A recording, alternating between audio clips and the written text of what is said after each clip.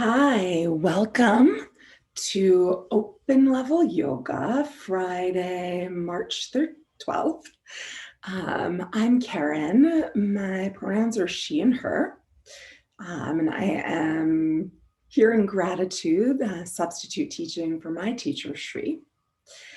And I invite you to check out your space and first see if there's one thing, small thing that you can change to make the space feel like just a little bit better, just a little bit less cluttered, just a little bit more inviting. I'm going to take a moment to look around my space, and I think the thing for me is to sort of organize my pillows that are back here, just kind of plop them down. So really take your time to find something. I'm going to offer an experience today that's a little bit perhaps slower, or perhaps with a little bit more space, even if it's not necessarily slower in movement. And I'll get to that in just a moment. But before I do, I'm going to invite you to load up on props. I'm a big believer in kind of using as much as possible to support ourselves kind of in life and in our yoga practice. So if you don't already have it with you, you can bring a yoga bolster, couch cushion or pillows, blankets, a scarf or an eye pillow for meditation and guided meditation and savasana, the rest at the end. And anything else that supports your practice. Oh, and yoga blocks. If you don't have yoga blocks, you can take a pile, well, really two piles of stacked hardcover books. And you really want to make sure that it's an even pile, for each of them, so that you're not slip sliding around on them and that they're not at different heights. Yeah, so I'm really going to give you a couple of moments to unrush. Most of us, New Yorkers, even during this time when there are less places to go, or we rush around. That's part of life in New York. And this is an invitation for a bit more space and seeing what happens when we slow down with our experiences. So once you have your props gathered, placed in a way that's not like total chaos, which is usually what happens for me. I'm a person that feels so good with order, and yet often that's aspirational for me to have an ordered space. And I think that for many people, sort of our spaces around us impact how we feel, kind of alongside how we feel and what's going on impacts the space, or what we do in the space. So this will be a chance to really focus on the space that's inside, but also a bit on what's outside. Alongside this, I offer lots of options, and I wouldn't call it levels. Like, one is not better than the other, one is not more advanced. In sort of the way I was trained and what I believe, an advanced practitioner is someone with lots of experience tuning in, or having deep experiences tuning in, not necessarily what a shape looks like. So lots of options of ways to do a pose more restoratively, more vigorously. So I really invite you from moment to moment to check in with what feels most right. And to check in with how that might likely shifts as you practice, or practice impacts us, rather than an ideal that maybe you showed up with. Really to check in and see, once I get started, what is it that I need? What is it that I want to give myself? So in a couple of moments, I'm going to create some space for setting an intention.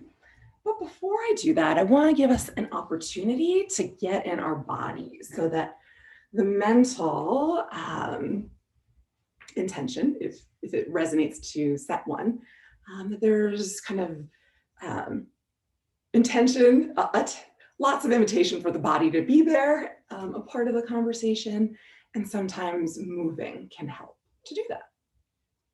So we're going to take a few really slow neck rolls.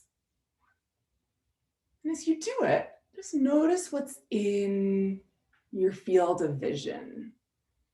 The walls and the ceilings, the furniture, the objects, the colors. Notice any kind of crunching that might be happening. Notice if there's a spot, for me it's here, that could just use a little bit of support through gentle self-massage. You can also nod your head side to side. Sometimes that can get into supporting what's going on in your neck. So continue the circles if they're feeling all right. If you're having neck pain, I'd suggest not doing the top part, just doing a half circle. So going the other direction, if you haven't started the other direction yet. And if you've done a couple of rotations, really with a focus on noticing the physical environment around you, maybe on this side, if it feels comfortable, safe, you can close your eyes. Now or at any point, if you try that on and it doesn't feel good for any reason, feel welcome to open them, to do what's best for you in each moment. And then if your eyes are closed, how does the experience change? Maybe there's more attunement to sound, temperature. Just noticing what happens when you take the visual out of the picture and how you might be experiencing your body differently or similarly when your eyes are closed. So with no rush to get there, this is really an offering for unrushing. Once you complete your next cycle of circles, if your eyes are closed, you can open them, lift your head up. And then once you're upright, you can inhale your shoulders up, back, and down. So let it be a controlled movement at this point. So where it's really like you're, rather than lifting and then dropping, that you're kind of using your musculature to go forward and back. And one of the things that we're going to be playing with today is the experience of linking our breath to movement. So as you do this, you can use the inhales as you go up, and then the exhales with an intention of softening as well. The inhale to rise, and the exhale to soften. Taking a few more of these on your own time.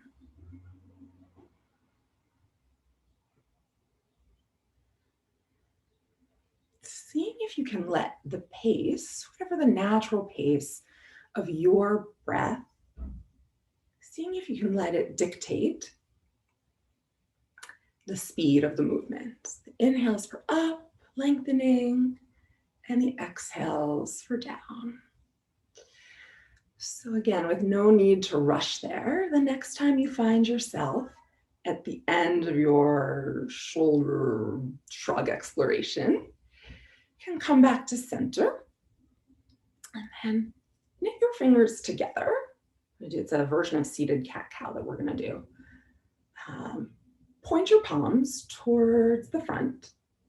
And as you do it, so hollow out your belly a little bit. Feel perhaps your scapula, the top of your back opening. Have a bit of a cat formation.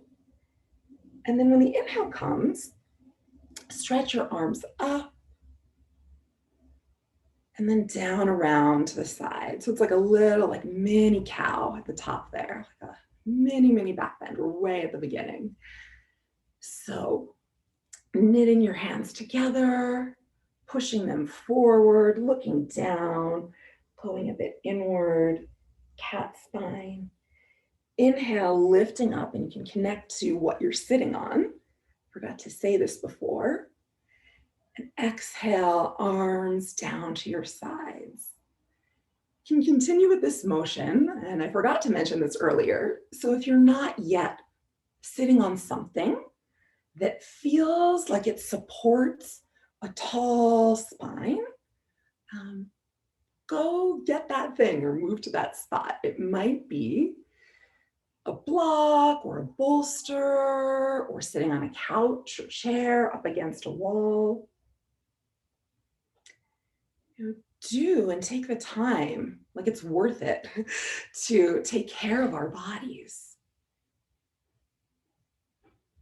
So one more time, the cat spine, letting the inhale bring you upwards, a little bit of a lift, a little open of your throat, not a yanking of your head back, just a little open. Perhaps noticing a little bit of opening across the chest, maybe. And then exhale your arms down around to your sides. Find a place where your hands feel natural to sit. And take a moment, whether it's to close your eyes or to softly gaze down on the floor, to be a bit inward. Now that we've moved our bodies a little bit, invited them to the conversation of intention setting, can take a scan, like a leisurely scan, from your head, your ears, forehead. As you go along, see if it's possible to just notice without narrative, without saying like, oh, this is my, bad knee, or just to notice like, oh, I have a little bit of ache in this knee. Like neutral, that's what it is. That's hard to do sometimes, but just see if that's possible. And you might have continued to move down your body as I was saying that, but cheeks and jaw, your nose and mouth, your upper chest and shoulders, continuing down your back and your arms down to your fingers, seeing if you can notice places of ease, places that are tight, even places that have pain. And if it's a pain that you live with,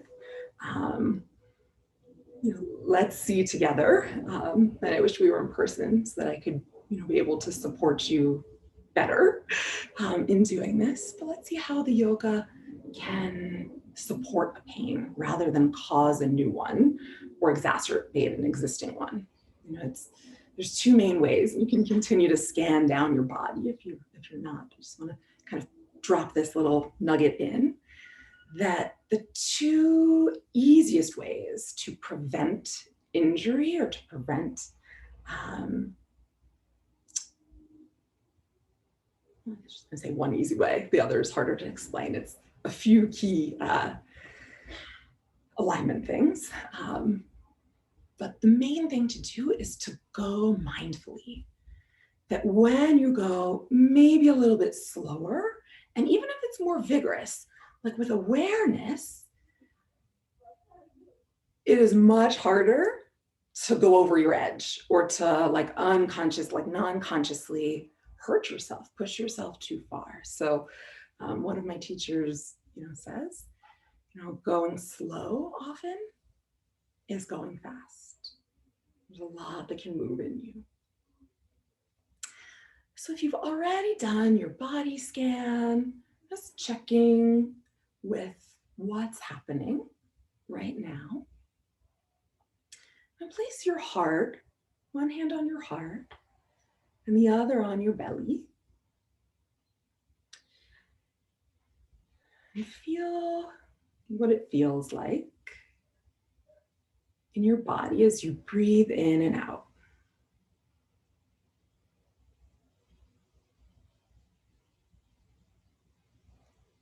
What places move or have sensation? Places in your mouth, back of the throat, chest. Maybe your shoulders move. Maybe your belly does. Just tuning in to this like automatic response that all living humans have of breathing, of its impact on your body in this moment. An impact just in the realm of movement, that it's moving things.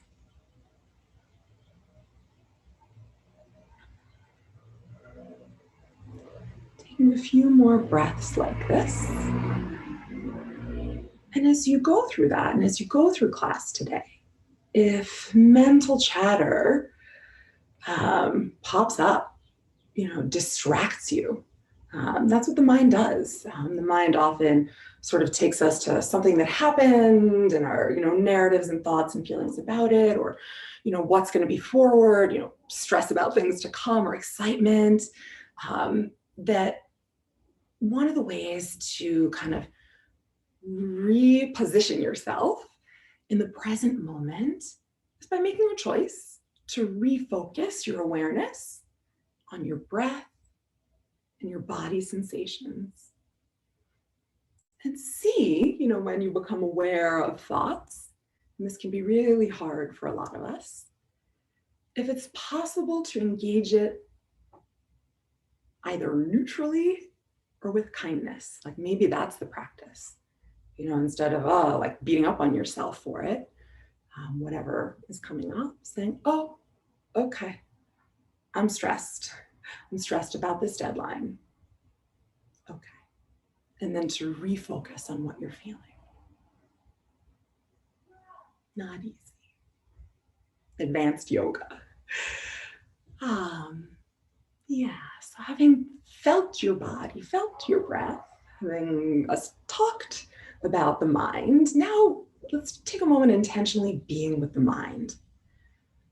How are your thoughts right now? Are things racing or sleepy or hamster wheely or expand? Like just noticing the quality of them, maybe not the content, just noticing that that's what it is.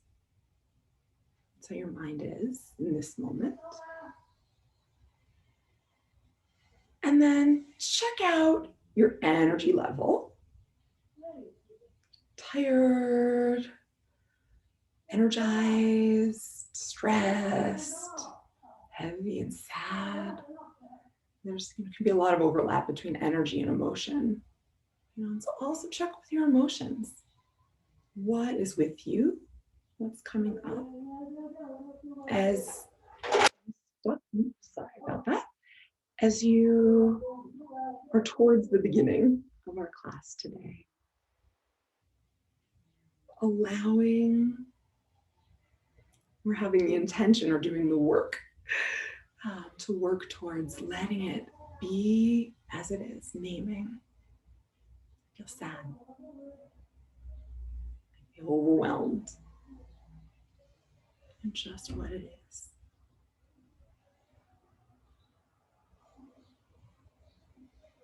I'm giving you a couple of moments to feel into that, to be unrushed with it. Sometimes it's like we're very present with what we're feeling, and sometimes it takes a little like checking.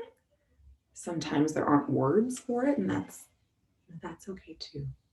It's like you're really in just what it feels like, or the journey to feel into what it feels like. There don't need to be words necessarily.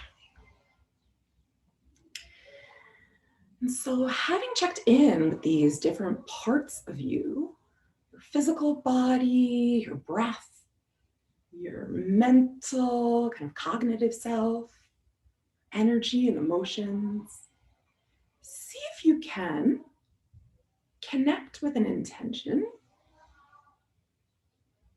for class. Something that you'd like to be curious about, offer yourself, release, invite in, experiment with. Let's check and see. And as you check and see, like when I say check and see, what I mean is rather than like a grasping of like, oh, is it this, is it? Just to say, okay, some space, that question, what do I want to offer myself? And see what arises. And sometimes like a very either powerful or kind of frenetic experience is. And if that's what it is, be with that. Cultivate the work of being with yourself, however you are, moving towards or being in, but for some of us, it's just the intention to want to move towards kindness and compassion. Or there may be moments when that's harder or easier.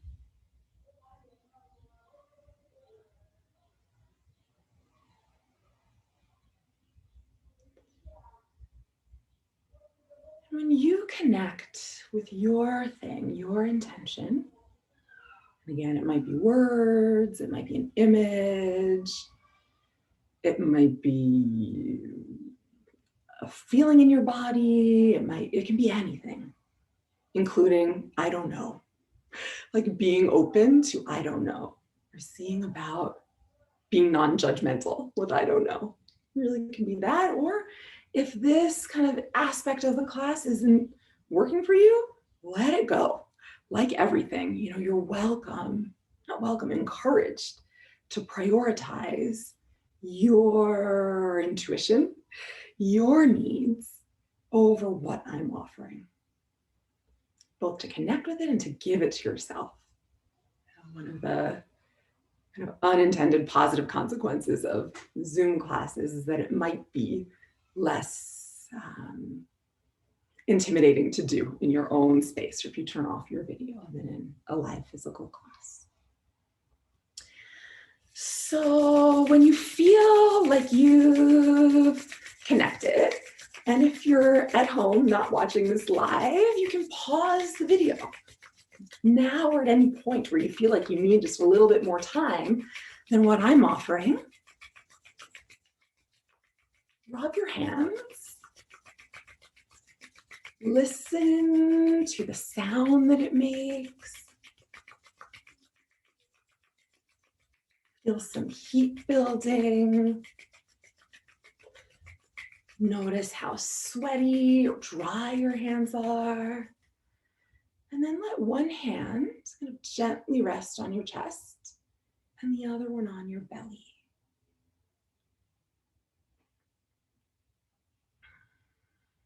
Feeling your heartbeat,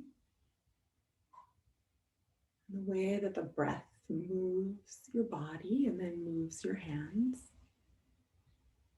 And with the intention, kind of like sealing the intention of sealing the intention that maybe you just connected with a few moments ago.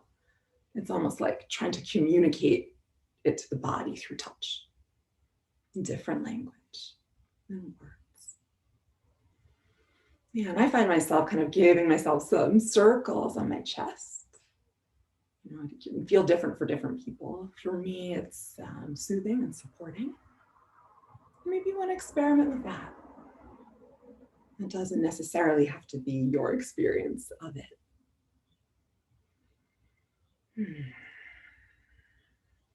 Yeah, so to shift to the next part of our session, let's take 3 deeper into the belly breaths. And you can use your hands um, as kind of an invitation for the breath to go all the way down there. So see about feeling, you can't see my belly, but seeing the air come in and out, or like move your belly. So a deeper breath in and a sigh, a cleansing breath. Let it out. A deeper breath in and let it be audible. Sigh, let it out. And one more, a deeper breath in and let it go. So let's transition onto hands and knees and see if you can use the transition as yoga too. You know, that it doesn't just necessarily need to be the postures or the shapes or about the time that we're in class. It can be an invitation to bring yoga or a yogic kind of mindful quality into everyday life. And a way to do that is to just bring an extra awareness to what you're doing. Like I'm focusing on the texture of my block. You know, I'm taking the time to unfold my blanket and smooth it out so that my knees won't have any bumps or lumps. To kind of say, you know what, you're taking this time for yourself for yoga. Like, let's make it as kind of self-carry as possible. Okay, so when you find yourself on hands and knees, just move my blocks, you can see my hands. Just check out how this feels on your joints, your wrists, your shoulders, your knees.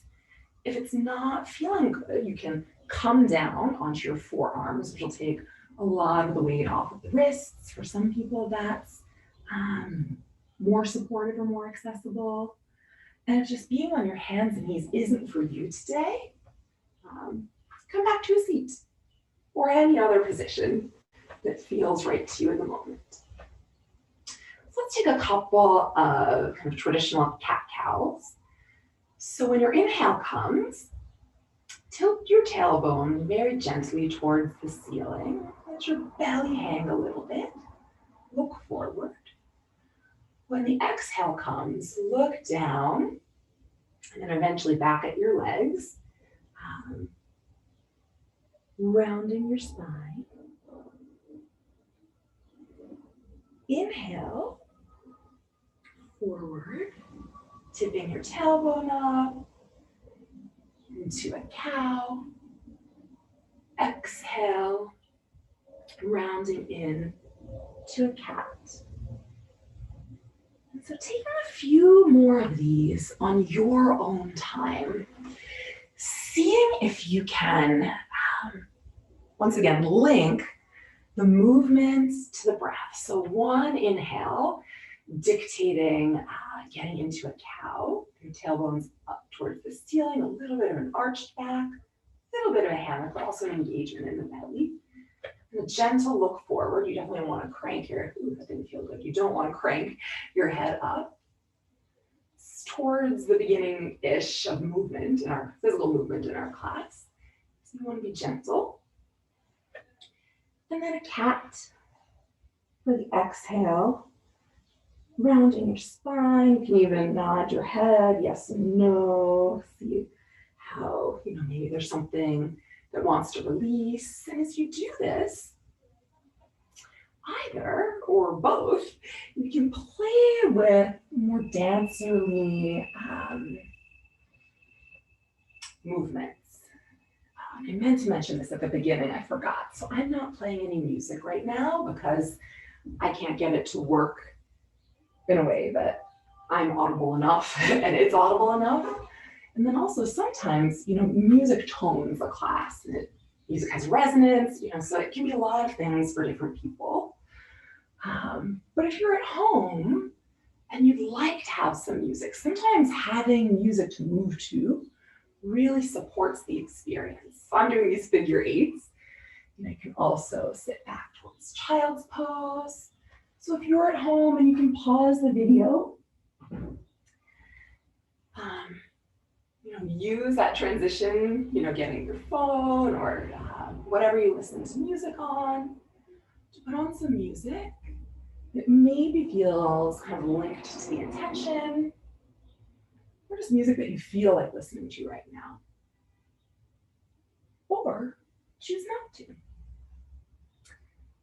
So as you do that, find all different ways to move your hips. You can make big circles, like barrel rolls, I believe they're called. You can move a little bit towards a plank on your hands and knees, back towards child's pose. And if it feels comfortable or something that you're curious about, you can close your eyes and see how that might change the experience. Maybe some of your other five senses kind of are sharpened, like I heard someone doing some construction or gardening outside my window. I'm noticing the texture of my mat more. I'm noticing the breeze. And then there's lots inside too. And not that it's not possible to direct your attention to those things when your eyes are open, but sometimes it gives an extra space, right? So we're gonna sit back towards child's pose. The invitation is to have your knees wide, big toes together.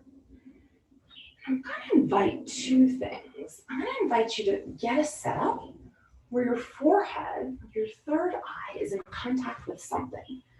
So it might be the floor, it might be one block, it might be two blocks, it might be a bolster, your stack of books. And it may take a moment to, once you go down, to see what's the right, the best option for you. And then if you go down and it feels like my hips are really far away from my ankles, use a prop. The bonus of being at home is like more stuff. Not always great to have more stuff, but you can roll up a blanket and put it on your calves. If there's a cushion that's kind of like bolstery shape, you can try that. And take your time to get into it. And if like your first try is like this doesn't feel right, or even if like a micro adjustment might help it to be a little bit more supportive of a release, do that, take that, give that to yourself. So this for me is not feeling good. So sit back into a child's pose.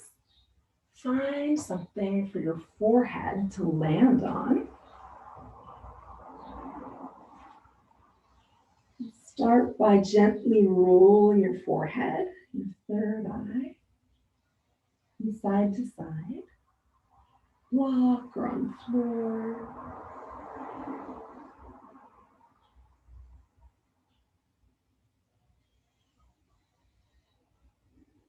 You can let that come to stillness.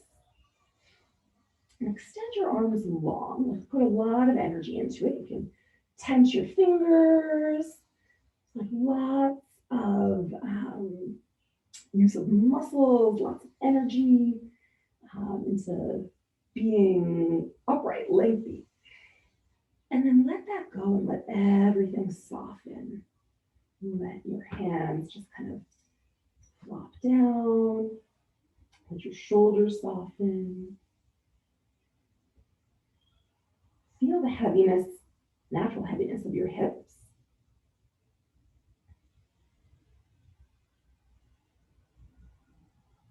And the invitation is to use your breath in support of this pose. So when the inhales come, your attention on your back, the back of your lungs. Maybe the ribs, a feeling of the ribs spreading wider. Maybe there's some lifting. So the inhale for opening and lifting. And then when the exhale comes, see what you can let go of. Unclench your jaw, let your fingers be soft. Inhale, focus on the opening, the expansion in your back. Exhale, see what you can soften. And go with your lips if you're not on the floor, not directly on it. You can tap into the natural heaviness of the big, like the bone of our pelvis. Or maybe it's not any movement at all. Maybe it's really just kind of an invitation. Inhale, invite myself to open. Exhale, I invite myself to release. I'm just facing forward, but yes, still stay in child's pose if that's serving you. So the inhale for expansion and opening. Exhale for releasing. Just see what might shift. Nothing might. There might not be a physical shift. There might be an energetic shift. Or things might continue to be just as they are. I really want to invite you to welcome whatever is. At least neutrally, at least just within an acknowledgement of like, okay, like maybe curiosity, maybe kindness, rather than criticism of like, oh, I can't do it right. Like that can come up. That does come up for, I would say, most people, I would imagine. So let's take a moment to find our way out of child's pose and into a downward facing dog. And let's again use the transition also as yoga. So from child's pose, put some energy again back in your hands. Spread all 10 fingers wide. Feel the mat. Tuck your toes under if they're not. And then really slowly, or maybe it's not so slow, but just really with awareness, lots of awareness that, oh, I'm getting from one pose to another. Lift your knees up off of the ground. Send your hips towards the ceiling. Into a downward facing dog. You may need to adjust the length of your down dog from where you round up. Often kind of moving forward to plank and then having your shoulders over your wrists, and then moving back to down dog can sometimes be a good barometer, but not always and not for everybody. But that's something you could check out. So when you're here, you can start to make some small movements, pedaling your feet out, sending or having the intention to send one heel and the other to the ground. If this is not feeling good on your shoulders or wrists or any other part of your body, definitely don't do it. One thing that can sometimes be helpful is to go into a dolphin pose. Forearms on the ground, fingers spread wide, and then lifting up. You can also do it with hands clasped together, almost like pre-headstand. Just check and see what feels more stable if you're taking one of these options. Or come back to hands and knees, or child's pose, or seated, or anything. Anything that is feeling right in this moment. So if you're in kind of the traditional down dog, you're pedaling your feet, sending one or the other to the ground. Same if you're in dolphin. Um, Bend your knees deeper and stick your butt in the air. Just notice what happens to your spine. Maybe it lengthens. And then straighten your knees any amount, but don't lock them. So be straight. And again, use the exhales with the intention of release, the intention of heavying your heels towards the floor. They may not move at all. They may move when you imagine or have the intention for the breath to be a part of the process.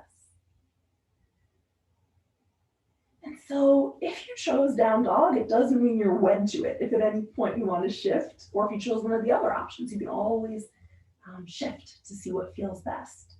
And so this can be done from, can it be done from dolphin? I don't know that I've ever tried. Yeah, it can. From dolphin or from hands and knees.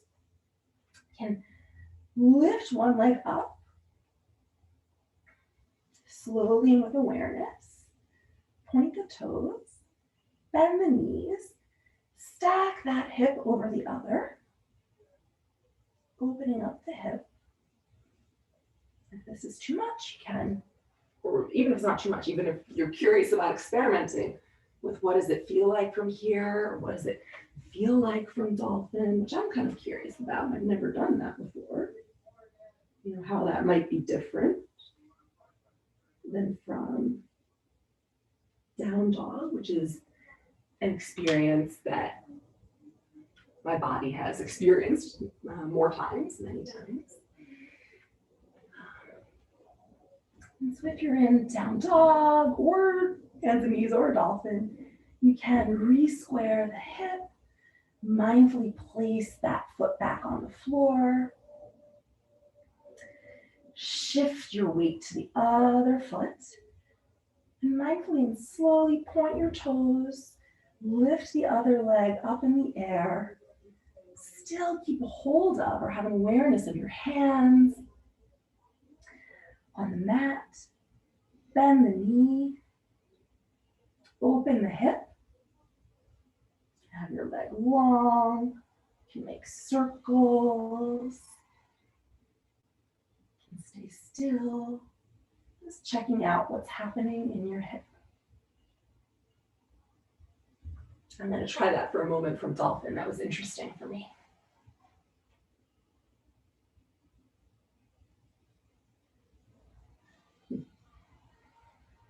Yeah, you can roll your ankles where you are. And then bring that leg down to the ground. And take kind of like a meditative walk towards the front of your mat. Noticing the texture of your mat or the blanket. And if you do have a blanket there still, leave the blanket there still if you have it. Thinking about whether it would be more helpful to move it now. And then when you come to the front of your mat, maybe your blocks are there. I'm moving mine over so that you can sort of see me better. When you arrive, make sure that your feet are not, that your feet sort of allow for plenty of space for your hips. Not on a tightrope. And let the bend in your knees be really generous so that you're flopping or hanging your upper body over the lower. You can cross your arms, hold on to opposite elbows, and sway from side to side.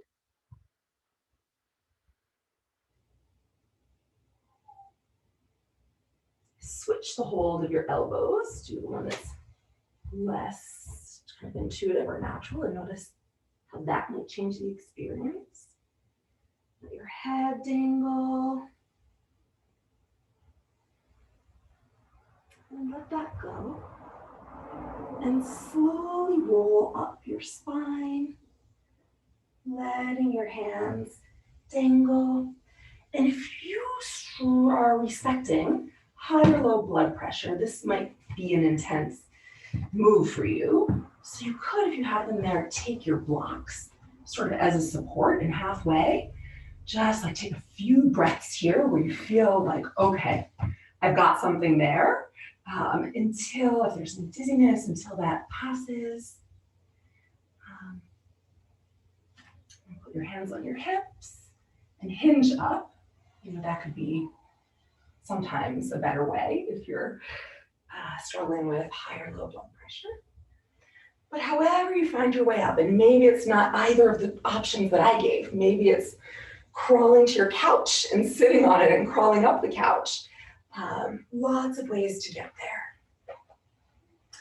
But when you get there, feel your feet on the ground.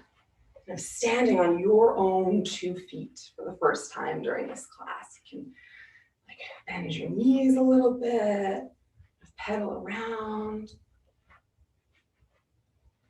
and find a place where it feels like your feet are stacked under your hips, or stacked over your shoulders. So let's sort of feel into that, and if that just takes you too much into the cognitive, don't worry about it. Let it go.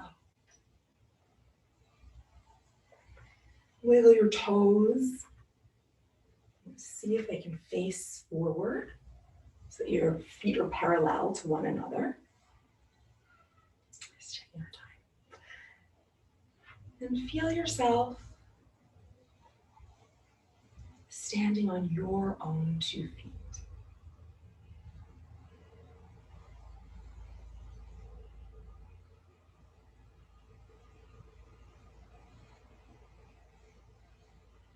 You've got the ground underneath you, the floor, eventually the earth going down underneath you to support you. It's always going to be there, just like your breath. It's always going to be there for you. It's like when we bring our awareness into it, that's when it can join us in support.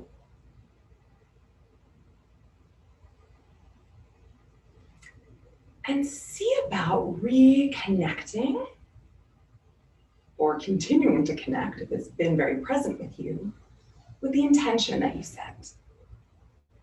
Does it still feel resonant? Does it still feel,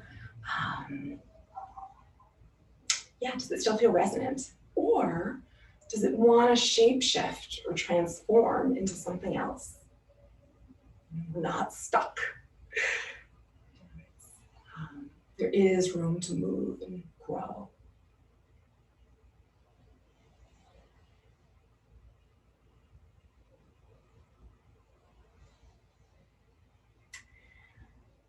If you're not there, I moved to come to face the camera. Come to the front of your mat, have your blocks, if they support you, or your book piles towards the front of your mat.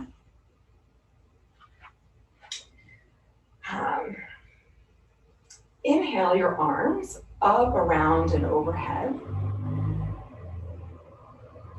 Exhale them down through heart center. Inhale, gather the air around you. Exhale, bring it down. One more time. Intention of what do you want to gather? What do you want to bring in and down? So I changed my mind about the blanket. So with awareness of a transition and with kindness to like a shape shifting a plan, things not always being exactly smooth, you can move it out of the way. I'm trying to do that for myself right now. Put your hands on your hips and step your right foot way back on the mat, but orient your hips towards the front, towards the short edge of your mat. Kind of like if you were a car, you would have 2 headlights shining forward. If this just isn't working for your body, you can come up onto a high lunge. That's an option too. So you can stay here and feel your feet on the floor. We're gonna see about connecting to the root to rise, or focusing on that in this pose, the root to rise relationship. So feel your feet on the floor, how sticky your mat is, and start to bend into the front knee. If it winds up being that your knee goes way over the ankle, step out of it and scooch your toes forward. You can check that a couple of times. What's the right length or distance? And then same with the width of your legs from each other. You don't want to be on a super tight rope. Maybe you want to be really generous with your hips. And scooch your foot all the way to the side of the mat. You just take a moment to experiment, to get your foundation in a way that feels like solid, like it is there to hold you.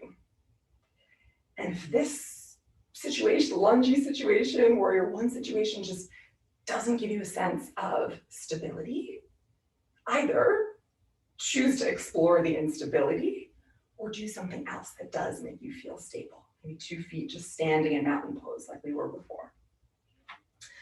So your front knee is bent, your hips are oriented forward towards the front of your mat. Your hands on your hips. Like maybe this is where you want to be, and to have kind of really the focus of this pose being about grounding down. Like really your whole lower body engaged and supported by the floor. Maybe you want to start to play with the rise, lifting your arms up. You can see about doing it slowly, almost like it's an unfurling of a flower in those like slow-mo pictures of a flower opening at night. Maybe start out with a little bit of a bend in your elbow. Play with how wide feels right. Wherever you are, check out where your shoulders are in relationship to your ear. Let them soften. And put some energy in your fingers. Look forward, or maybe up a little bit at the kind of the line where the ceiling meets the wall. And maybe this is where you are.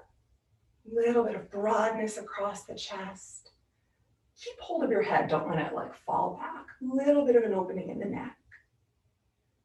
Even though the kind of primary opening usually is kind of in the front here, see if you can still keep some uncrunching between your shoulder blades.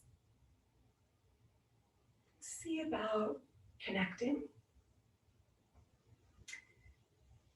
And maybe this is where you stay. Maybe you bring your arms into cactus. So cactus is kind of just like a cactus. And at any point as we're going through this, because we are kind of in this warrior one configuration for a long time, you can give your front leg a break by straightening it, or give your whole body a break by getting out of it completely. But maybe you come to cactus arms and experiment with, I'm just going to face towards the front so you can see it better, with bringing your palms towards each other, elbows towards each other, kind of a focus on an opening in the thoracic spine. And then bringing them back out towards the cactus, a little bit more of an opening for many people in the front here, your chest. And I really want to offer that it's the kind of often cute or usual spot. And if you're doing this, you can either hang out for a couple of moments in stillness or move between them. And often, we yoga teachers sort of cue where someone is going to feel something.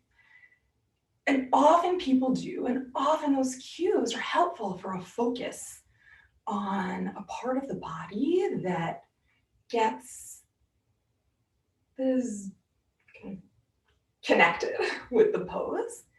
But really just wanting to create space that for some people, and you can go between the different arm variations, you can roll your wrists as we're exploring this. There's different things to do with your arms. You can spread your arms wide to the side. You're still kind of like this, like airplane arms.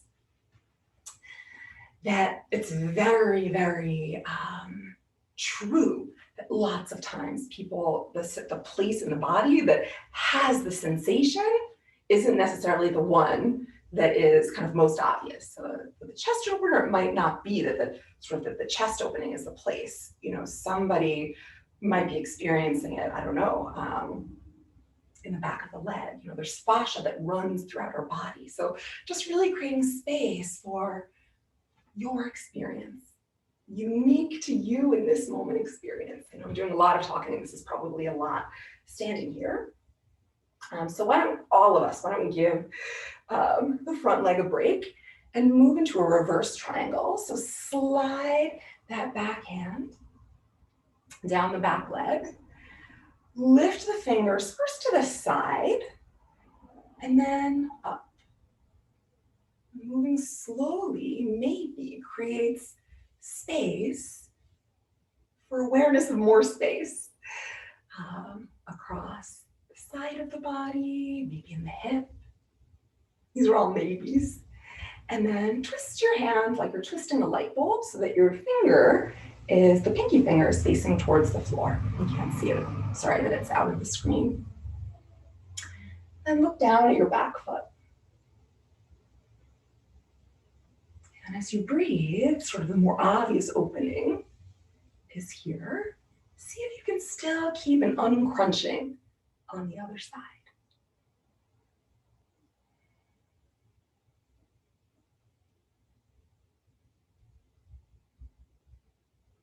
You can come back forward, sort of through a warrior two. The configuration of the legs might, let's just all get into warrior two. I had a different idea, but I'm shape-shifting it as we go. So the way to maybe get into warrior two, depending upon how your legs were, maybe is to widen them. Same thing, you don't want your knee kind of over the front ankle. You can scooch it forward if that's happening. The back foot is on an angle. And for a lot of people, putting an awareness on the outer blade of the back foot can help with stability. There's a couple of things that can help with stability in warrior poses. And one is the root to rise relationship, like really getting into the down before you go up. And then the other one is working towards gathering towards the midline, which is sort of like your torso and the center of your torso, kind of the place if your legs were together between your legs. So that's kind of like when yoga teachers say gather to the midline, that's what it means to kind of move but not move, kind of the legs towards each other. But sometimes that can engage the core, that can help to create a sense of stability from an outwardness to an inwardness. Okay, so once you feel like you've got your legs, you've got a sense of, okay, the floor is underneath me. You can stay here, or you can extend your arms out to the sides. Look over your front fingertips. And check and see, where's your torso? Is it way leaned forward? Bring it back so that your shoulders are over your hips. So that there's a forward motion, but there's a counterbalancing backwards motion. So we've got up, down, center, side to side, a lot going on in this relatively still pose. So you can stay here, or you can flow with it. When the inhale comes, you can straighten your front knee to give it a break. Let your palms meet up overhead. Exhale, draw your palms down into your heart center, bend the front knee, Extend the arms wide again. Flip the palms towards the ceiling. Inhale your arms up, above, overhead. Exhale, draw them down to heart center, rebending the front knee. So taking that a few more times on your own rhythm might be way slower than what I'm cueing, might be way faster. You might be curious with experimenting with both. What happens if it's more vigorous? Like what's that like in this moment? More movement or faster movement? Or what's it like to go super slow? It takes so much from the muscles, so much strength to move slow. And as you do this, don't forget your root. Notice your feet, let your whole lower body heavy. And energetically draw your legs towards each other, towards the midline. If you're doing this, see what you're gathering in. And then see what you want to release or push away. You can do that a couple of times. So when the inhale comes, you can bring it all together. What do you want to bring in? Exhale, what do you want to release or get rid of? A few more times. You can have a lot of strength in the hands with fingers flexed, or it can be softer. Maybe play with both.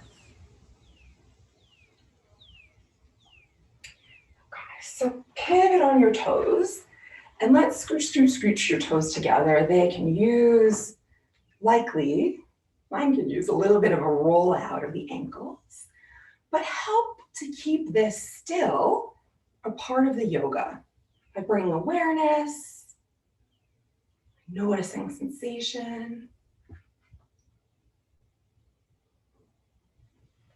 When you feel like you've shaken out in any way that feels right to shake out, and bring yourself to the other side on the back of your mat. So I believe, if I was cueing it right, that your right toes are towards the front of the back of your mat. Start by setting up your foundation for warrior one, really, really rooted. So check to see first, when you orient your hips towards the front of your mat, is there enough space for your hips? Or are you on a tightrope, which makes it really unstable? Or should you scoot your front foot more towards the side of the mat? I tend to err on the side of generous with my body. It took many years for me to learn this, but generous on supporting my body in yoga. Lots of years to learn that. And then check and see when you bend your knee, does it go way over the ankle? And if it does, scoot your front toes forward so that your knee is over the ankle.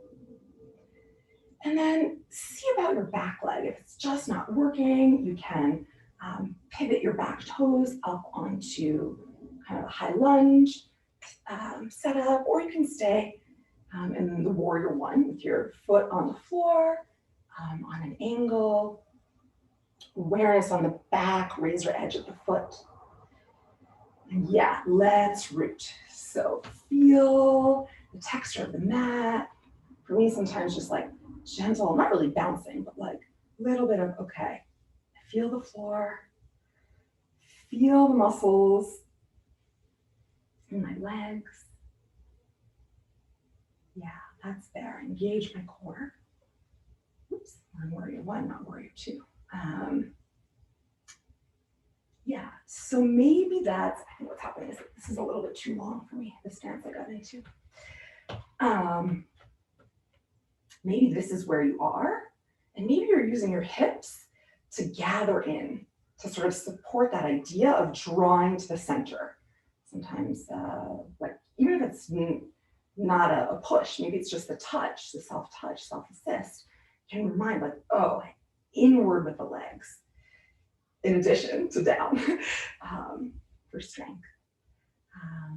Maybe this is where you stay. Maybe you grow your arms, you rise from being rooted. Check out what's happening with your shoulders. Relax them down. You can play with how wide or how narrow it feels right to be in this moment.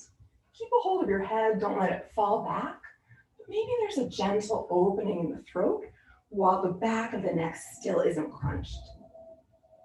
Sort of working with all sides, everything in dynamically in relationship to everything else. And so maybe you stay here. You can look up if it feels safe to do, or if you're by the wall, and play with closing your eyes for a moment. This is a balance. Know yourself and don't get in a situation where it would be dangerous.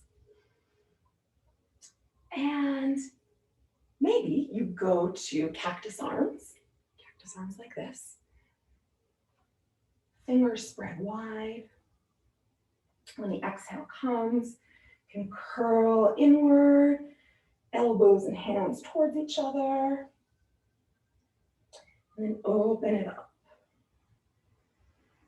At any point, you can straighten that front leg to give it a break. Opening and coming inward. Using the rhythm of your breath, or maybe just using rhythm, like speed, to play with what is faster like. How does that feel? And how does micro slow feel? So could one choose your own adventure is linking breath to movement, and another one is speed that, your breath, you definitely don't want to hyperventilate, and maybe it doesn't go slow enough. I know for me, it wouldn't if I went micro slow. So in that case, you can just have the breath be. And so let's all straighten the front leg for reverse warrior. Slide the back, reverse triangle. Slide your back hand down the back leg, look down. First, the front hand, put the palm in the direction of the ceiling, almost like you're serving someone on a tray. You can offer, like, here are the hors d'oeuvres. And then, so first long in that direction, and then up and over. Noticing what's happening in the front side of the ribs. Maybe there's expanding or opening in the front hip flexor. Maybe something else entirely is happening for you. You can look up at your top fingers, if that balance feels okay, or if you want to play with it. Or look down, which often can feel more steadying.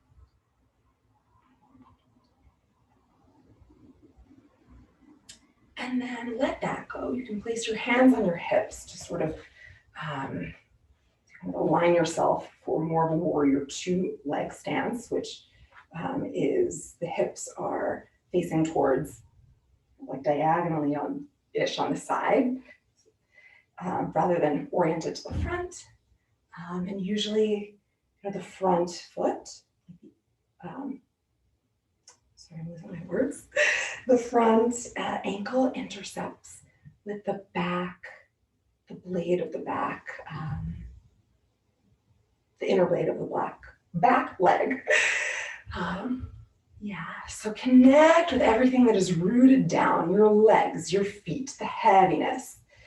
Engage your core, your center, draw things to the center, to the midline. And then exhale, extend yourself long. Check and see if you're, like, leaning way over. And then bring your torso back on top of your hips. And breathe. Maybe like bird's wings. Up and down. And maybe that's the quality of the up and down that you want to experiment with.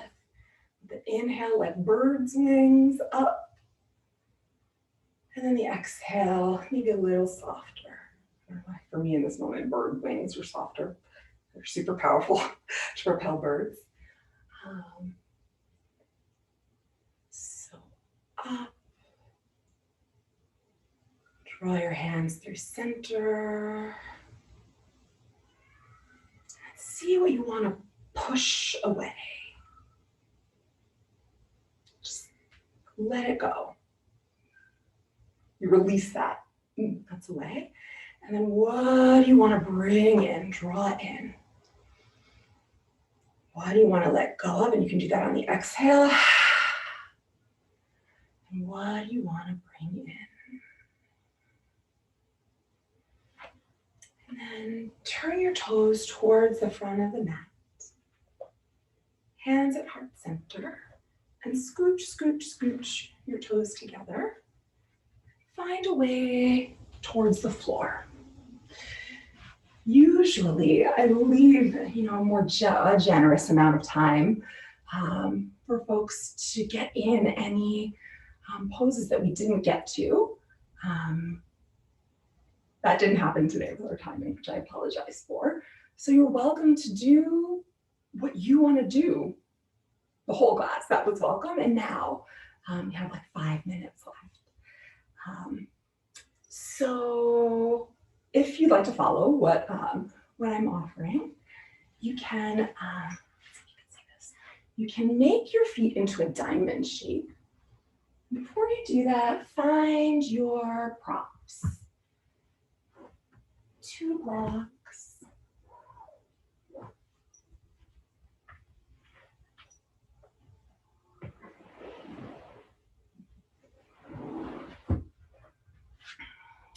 Yoga bolster, pillow. You can start by holding on to your calves somewhere and like butterfly your feet. And let that come to a stillness. You rock from side to side, maybe sit up on a blanket. Sometimes sitting up on a prop can help the pelvis tilt forward, which helps the spine be long. For me in this moment, this feels better. And then connect with your butt, your sits bones on the ground. So from that rooted place, inhale your arms up. So that's where the rise comes from. Again, check out your shoulders, they scrunched up if there are. See if you can relax them down any amount. And then first, with a lot of control, hinge forward, using your muscles. It takes a lot to hinge forward. And when you feel like you're at your edge that feels right in this moment, you can let everything soften down. You can let your head soften. You can either find props so that your forehead lands on something, which can be soothing. That's one option, a tower of blocks.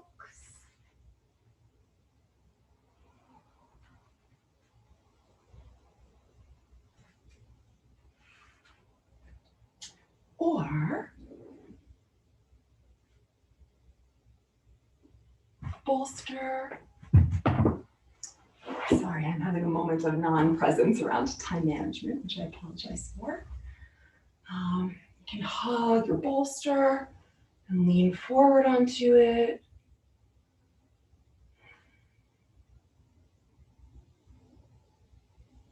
See what you can let go of.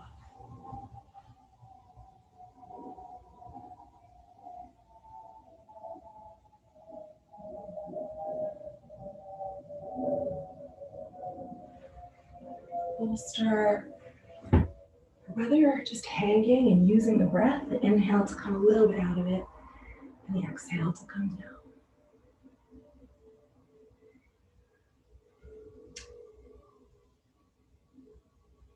Use your breath to come on up to seated and find your way onto the floor.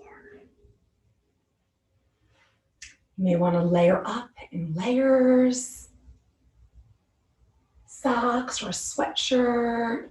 Sometimes it can feel supportive to have your head underneath a pillow.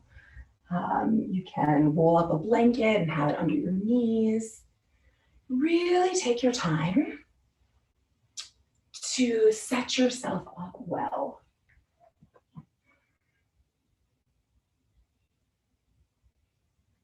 Apologize for looking at about time. So today it's all folks that are, watching at home, and with so many apologies for my lapse in time management, that I'm going to have to leave you for Shavasana. I so wish I were there to hold you, and you can sort of imagine my voice as you lie on the floor and let everything go.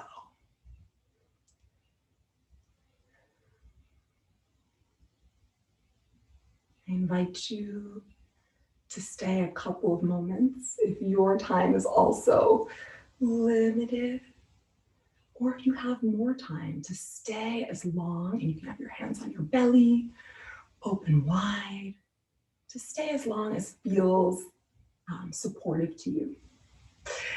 Thank you all so much for the opportunity. Be well.